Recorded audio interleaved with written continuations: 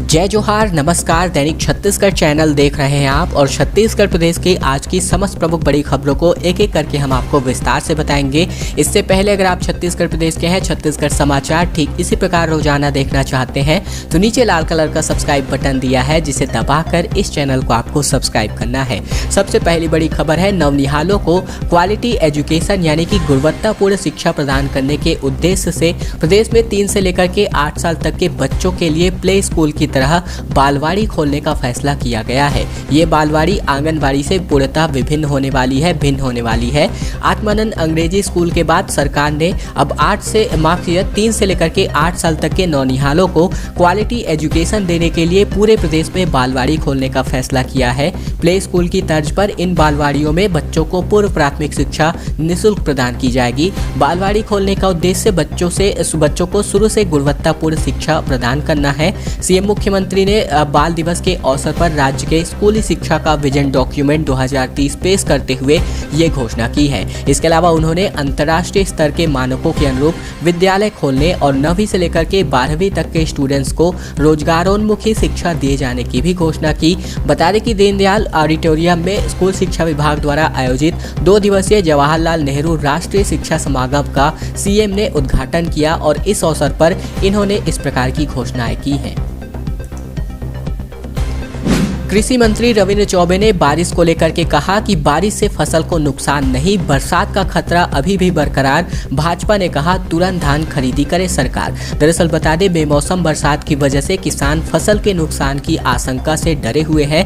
जिनकी फसल कट गई है वे उसे बचाने की जुगत में है और जिन किसानों ने खड़ी फसल पानी में भरे खेतों में गिर गई है वे उसे काट करके बचाने के लिए महंगी मजदूरी देने को भी तैयार है। लेकिन राज्य सरकार को लगता है कि इस बरसात की वजह से कोई भी नुकसान नहीं होगा। प्रदेश के कृषि एवं जल संसाधन मंत्री रविंद्र चौबे ने कहा कि जो फसल अभी खेतों में खड़ी है उसको कोई नुकसान नहीं होगा। जो बहुत अर्ली वैरायटी की फसल किसानों ने लगा रखी थी वह खलिहान तक ले आए, उसको भी ज्यादा नुकसान नहीं होगा। फिर भी कलेक्टरों को निर्देश दिए गए हैं कि कहां कितना नुकसान हो सकता है उसका आकलन कर वे रिपोर्ट प्रस्तुत करें। कृषि मंत्री ने कहा कि धान खरीदी के लिए सरकार 1 दिसंबर से तारीख तय की गई है, जो कि 1 ही दिसंबर से यानी कि धान की खरीदी उसी दिन से प्रारंभ की जाएगी। इधर इस बीच भाजपा के प्रदेश अध्यक्ष विष्णुदेव साय ने किसानों का पूरा धान खरीदने की घोषणा तत्काल रूप से करने की मांग की है। साय ने कहा कि 1 माह देर से धान खरीदी का निर्णय लेकर प्रदेश सरकार ने किसानों को दोहरी आर्थिक चोट पहुंचाने का षड्यंत्र रचा था। अब इस पर आपके क्या राय है, कमेंट बॉक्स में लिखकर आप अपनी राय को हमारे समक्ष जरूर प्रस्तुत कीजिए। 20 लाख लोगों से 2000 करोड़ की ठगी पर 6 साल के दरमियान लौटाए सिर्फ 7 करोड़ रुपए। ये है चिटफंड कंपनियों में रकम वापसी की उम्मीद। दरअसल बता दें, चिटफंड कंपनियों में लोगों के फंसे पैसे वापस नहीं होने तथा कार्यवाही में देरी को लेकर के सीएम भूपेश बघेल ने नाराजगी के बाद पिछले 2 दिन में ही रायपुर समेत कई जिलों में एसपी ने बैठकें लेकर के कार्यवाही को आगे बढ़ाई है। चिटफंड धोखे और रकम वापसी का मामला किस बुरी तरीके से फंसा हुआ है, इसका अंदाजा आप इसी बात से लगा सकते हैं कि पिछले 1 दशक यानी कि 10 साल में दस्तावेजी तौर पर चिटफंड कंपनियों ने प्रदेश में 20 लाख से ज्यादा लोगों से तकरीबन 2000 करोड़ रुपए ठगे हैं। 2015 में कानून बनने के बाद ऐसी कंपनियों और डायरेक्टरों की संपत्ति नीलाम कर लोगों को पैसे लौटाने की प्रक्रिया शुरू हुई, लेकिन रफ्तार बेहद धीमी है। हमारी टीम ने पड़ताल किया तो पाया गया कि बता दें, इनके मुताबिक यानी कि पड़ताल के मुताबिक 6 साल में पुलिस 200 से ज्यादा फरार डायरेक्टरों में से सिर्फ 60 को ही गिरफ्तार कर पाई है और इनमें से महज 60 करोड़ रुपए की संपत्ति कुर्क की गई है, जिनमें से केवल 9 करोड़ रुपए की संपत्ति नीलाम की जा सकी है। अर्थात 6 साल में बमुश्किल 17,000 लोगों को ही चिटफंड की रकम लौटाई जा सकी है। अब बता दें, स्कूलों में आंखों की जांच होने वाली है। ऑनलाइन पढ़ाई का असर जो है दिखने वाला है। दरअसल कोरोना काल के दरमियान 2 साल तक स्कूल पूरी तरीके से बंद रहे। अब जब खुलने शुरू हुए हैं तो इस दौरान बच्चों ने घर में रहकर ऑनलाइन पढ़ाई की है। तय किया गया है कि इससे बच्चों की आंख पर असर पड़ा होगा। कितने बच्चों में देखने की क्षमता कम हुई है, बहुत ही जल्द यहाँ आंकड़ा आप सबके समक्ष प्रस्तुत हो जाएगा, क्योंकि स्वास्थ्य विभाग ने 14 नवंबर यानी कि बाल दिवस के दिन से बाल नेत्र सुरक्षा सप्ताह अभियान के शुभारंभ किया है और पहले दिन स्वास्थ्य विभाग की टीमें छात्रावास में पहुंची। सोमवार से ये स्कूलों में जो है दस्तक देने वाली है। इसके अलावा बच्चों के निःशुल्क आंख जांच के साथ निःशुल्क चश्मा भी दिया जाएगा। अभियान को लेकर के स्वास्थ्य संचालक द्वारा जिला CMHO को निर्देश जारी किया गया है। जिला स्तर पर जिला अंधत्व निवारण अधिकारी के नेतृत्व में नेत्र सहायकों और चिरायु दल की टीमें गठित कर दी गई है। यह अपनी तरह का देश का पहला कार्यक्रम है जिसकी शुरुआत साल 2018-19 में की गई थी, मगर मार्च 2020 से कोरोना की वजह से स्कूल बंद हुए तो अभियान भी बीच में रोक दिया गया था। यह अभियान सिर्फ सरकारी स्कूलों में ही चलेगा। साथ ही साथ निजी स्कूलों को पत्र लिख करके कहा गया है कि वे निजी स्कूलों में निजी डॉक्टरों द्वारा कैंप लगवा करके जांच करवाएं और रिपोर्ट प्रस्तुत करें। छत्तीसगढ़ की वजह उत्तर प्रदेश में लोग पेट्रोल भरवाने जा रहे हैं स्थानीय लोग। दरअसल हम आपको बता दें कि एक और महंगाई ने पहले से ही आम जनता की कमर को तोड़कर रख दिया है, तो वहीं दूसरी ओर दीपावली से ठीक पहले जो है केंद्र सरकार ने देशवासियों को राहत देते हुए पेट्रोल पर 5 रुपये तो वहीं डीजल पर 10 रुपये महंगाई की कटौती की थी। और इसी क्रम में छत्तीसगढ़ में पेट्रोल 104 रुपये से लेकर के डीजल लगभग 96 रुपये प्रति लीटर था, जबकि उत्तर प्रदेश में पेट्रोल की कीमत लगभग 96 रुपए के आसपास तो वही डीजल की कीमत लगभग 87-88 रुपए के आसपास प्रति लीटर थी। तो जिसकी वजह से स्थानीय लोग छत्तीसगढ़ में पेट्रोल को न भरवाकर उत्तर प्रदेश का रुख कर लेते थे। दरअसल छत्तीसगढ़ के वाड्रफ नगर जो उत्तर प्रदेश की सीमा से महज 17 किलोमीटर की दूरी पर है।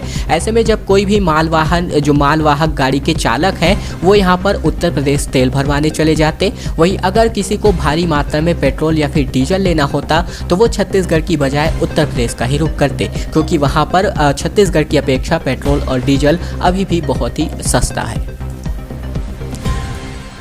शहीद विप्लव को अंतिम विदाई दी गई है। जवानों के कंधे पर आए छोटे भाई लेफ्टिनेंट कर्नल अनय ने इनको मुखाग्नि दी। दर्शन के लिए जनसैलाब उमड़ पड़ा था। दरअसल मणिपुर में उग्रवादी हमले में शहीद हुए कमांडेंट विप्लव त्रिपाठी और उनकी पत्नी साथ ही साथ बेटे को सोमवार को अंतिम विदाई दे दी गई। उनका अंतिम संस्कार रायगढ़ के सर्किट हाउस स्थित मुक्तिधाम में हुआ। वहां शहीद विप्लव के छोटे भाई लेफ्टिनेंट कर्नल अनय त्रिपाठी ने उनको और अपनी भाभी अनुजा शुक्ला को मुखाग्नि दी। इससे पहले जब सेना के जवानों के साथ अनय ने भी बड़े भाई को सैल्यूट किया तो सबकी आंखें नम हो गई। वहीं असम राइफल्स के जवानों ने अपने कमांडेंट को गार्ड ऑफ ऑनर प्रदान किया। इससे पहले कमांडेंट विप्लव त्रिपाठी, उनकी पत्नी अनुजा शुक्ला और 6 साल के बेटे अवीर का शव भारतीय वायुसेना के विशेष विमान से रायगढ़ लाया गया। कमांडेंट की शहादत के सम्मान में शहर पूरी तरीके से बंद रहा। हेलीपैड पर जैसे ही विमान की लैंडिंग की सूचना मिली, पूरा शहर अपने हीरो के सम्मान में वहां उमड़ पड़ा। इस दौरान मुख्यमंत्री भूपेश बघेल की ओर से उच्च शिक्षा मंत्री उमेश पटेल ने शहीद को भावभीनी श्रद्धांजलि अर्पित की है।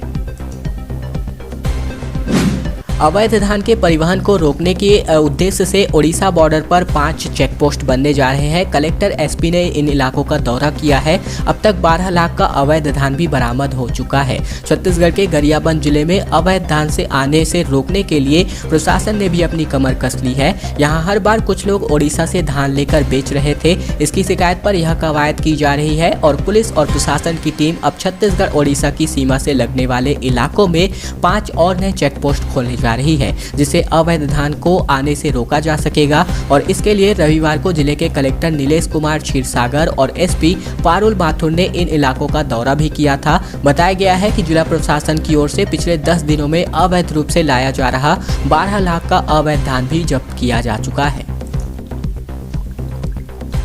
ट्रेनों में रात का रिजर्वेशन सिस्टम फिलहाल कुछ दिनों के लिए बंद कर दिया गया है। रेलवे जो है डेटा अपग्रेड और ट्रेनों के पुराने नंबर की फीडिंग करने वाली है, जिसकी वजह से 14 से लेकर के इस 21 नवंबर तक यह सुविधा आप लोगों को नहीं मिलेगी। दरअसल रेलवे बोर्ड ने ट्रेनों को सामान्य करने का ऐलान किया है। ऐसे में कोरोना काल के पहले की तरह ही यात्री सेवाओं को सामान्य करने का काम शुरू हो गया है। इसके लिए रेलवे में डेटा अपग्रेड करने और पुरानी ट्रेनों की फीडिंग के लिए आरक्षण प्रणाली यानी कि PRS को 14 से 21 नवंबर तक कम दबाव के समय 6 घंटे के लिए बंद रखा जाएगा। कोरोना काल के दौरान ट्रेनें जो है पूरी तरीके से बंद थी और इसके बाद से बोर्ड ने कुछ स्पेशल ट्रेनें चला रखी थी। इसके चलते पुरानी ट्रेनों के डेटा को हटाकर वर्तमान में चलने वाली स्पेशल गाड़ियों के डेटा को अपग्रेड किया गया था। अब वापस इसको डाउनग्रेड किया जा रहा है और पुराने डेटा को वापस लाया जा रहा है।